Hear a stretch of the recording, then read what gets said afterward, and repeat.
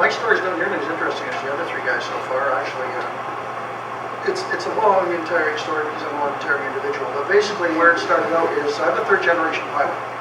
I'll get to that in a minute. When I was a little wee guy, I wanted to be a fighter pilot. That was my plan, and I was going to do whatever it took to become. It's all I ever wanted. And as I was growing up, my dad was a pilot, and I was just, oh boy, I just knew what was going to happen. And there's my grandfather, my older brother, and it was just all happening. That's what I wanted to go. Then when I was 14, these came along. So at that point in time, I am actually a lot older than my youthful good looks give away. The standards for getting a commercial pilot's license, I couldn't hold a commercial pilot's license. So that dream kind of went down the toilet, so I turned to the dark side. Yes, I became an air traffic controller. Oh yeah, I could just see the hate. 35 years I did that. 35 years as an air traffic controller. In 1973, standards changed. The medical standards. I was allowed to get a commercial pilot's license. So I worked for that, got my commercial license, and then wanted to become a part-time flying instructor.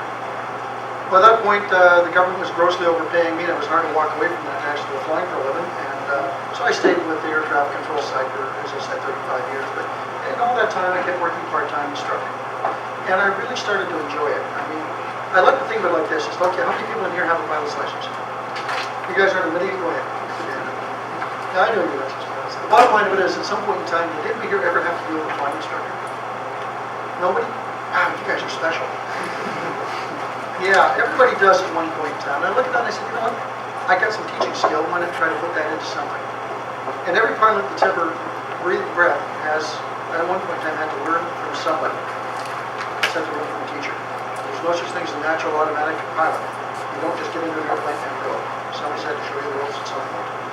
And I know in the industry that's kind of scoffed at, but I kind of like it. I kind of like that position. And from there, of course, I took a little bit of hiatus. I raised a family. I took a few years off, and then I came back and said, when I retire, I'm going to become a full-time pilot. I was coming back to the White Mountains, guys, so it's simple.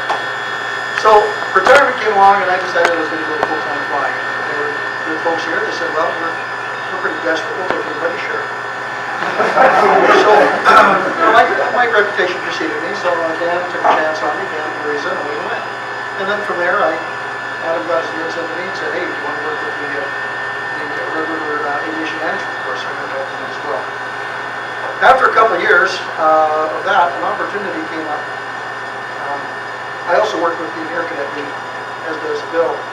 And I was at an Air Cadet drill competition, and there's this guy walking up to me, and looking at him, wow, it was vaguely familiar. He said, Terry, and I said, yeah! Because I knew who he was right away. Anyway, so after a few minutes of discomfort, I realized I taught him to fly in 1976 when he was an air cadet. And he said, so now that you're retired, what are you doing? I said, well, I'm flying around here. I said, well, why don't you come work for us? I'm the manager of flying operations at Allied Wings. And I said, wonderful. What's an Allied Wings? And he said, Allied Wings, you must have heard of us. We're world famous. I said, yes, I'm sure. And your name again was? I'm 57 years old in a lot of these moments. So he said, why don't you come in and instruct us? And I said, okay, tell me a little more about the job. And he said, well, you're flying a Rover, German-built aircraft, and you're doing primary pilot training for the Air Force. I said, I couldn't be a fighter pilot, but I can train fighter pilots. I said, that's ironic. I think I'd like to do that. So I ended up over there, and of course that's what I'm doing right now. Primary flight training for the Canadian Armed Forces. We take the guys that used to go from Musketeers, we take them through primary, we put them through secondary. Phase 2 training, which is also done on the Harvards and Moose Jaw. And then Phase 3, which is the multi-engine and helicopter. And we're teaching all of that over there now. They're trying to convince me to go fly the box. I said, how many years am I going to hold medical? Come on, guys, get sensible.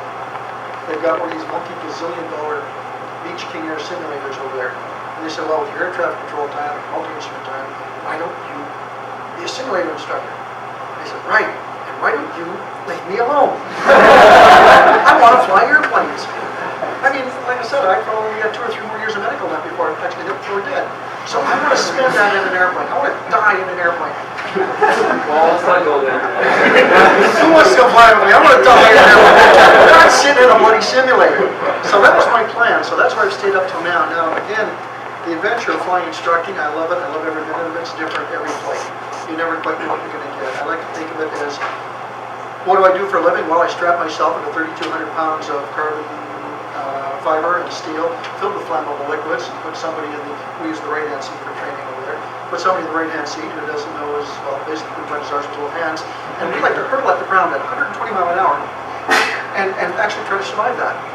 And you've got to know exactly when to say, oh my God, take over. And so far, I've done okay.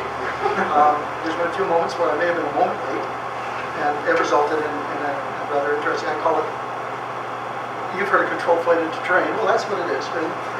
But no, I can't use the control part. It's just flight into terrain. So that's what I do right now, is I work as a flying instructor with that. We're also with other contracts with NATO. We've got all these foreign countries over there. Right now we have a large group of German people. We're learning to be backseat attack navs, AXA as they call themselves, air combat systems officers. And basically we do low-level nav runs with these guys. We fly 10 legs and we have to hit the target in so many seconds. It's quite entertaining. And, you know, screwing back to the as you roll it in on the target. Curse your red hair. But we do that, and also they're now got a new contract. They're going to be actually training UAVs, Canadian UAV pilots, as well as for NATO. It looks like quite a big operation. I've been asked, since I'm in the process of getting my Class 1 instructor rating, I was asked if I'd CFI that. I said, so you want me to be the chief flight instructor to teach guys to fly these UAVs? I said, so what exactly does that involve? I'm trying to picture myself getting into all those things. And I said, well, it's all done in simulators. I said, like, if I'm going to sit in a simulator, it's going to be a King Air simulator for crying out loud. It's basically, it's like Microsoft, you know, Flight Simulator 10. And you teach these guys that actually failed as pilots. Well, they don't want to fly with live people, so they give them a little airplane that they can break very easily. So give an F-18, this is about 1/20th the cost of an F-18, so if he screws up, yeah, we can make it one. And there's nobody involved going to die because it costs a lot of money to make another pilot. So they're looking at that now. So it's quite an operation over there. It's very interesting, very entertaining. You never know whether you're going to be pounding around a circuit with ricochets.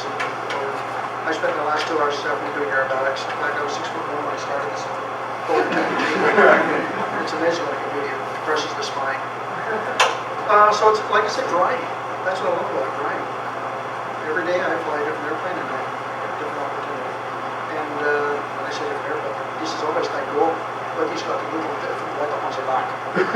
So I get out of my German airplane, climb into a German car, I get a Volkswagen, I drive home with my Frau. That's why the German navigators really like me so far. So that, oh yeah, he's got the German car, he drives a goal. I like him, he's good.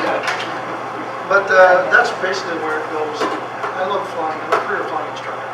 That's all there is to it. Here, there's some career flying instructors. A lot of people look at flying instructing as an opportunity to pad the logbook so you can get on with something else. But you know what?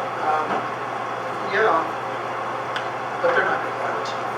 I'm sorry, a lot of those guys, they're in it a year, they're not motivated, I get in the airplane, I get out of the airplane. Next, they're trying to run like a puppy mill to build hours. I don't build hours, I build pilots. That's my difference. I look here at Chuck Curtis, another professional pilot as far as I'm concerned, professional instructor. Finest pilot there, finest flying instructor, same attitude. I don't build hours, I build pilots. So that's what I do for a living. I call myself a left seat little master. So I'm doing, putting guys in the left seat.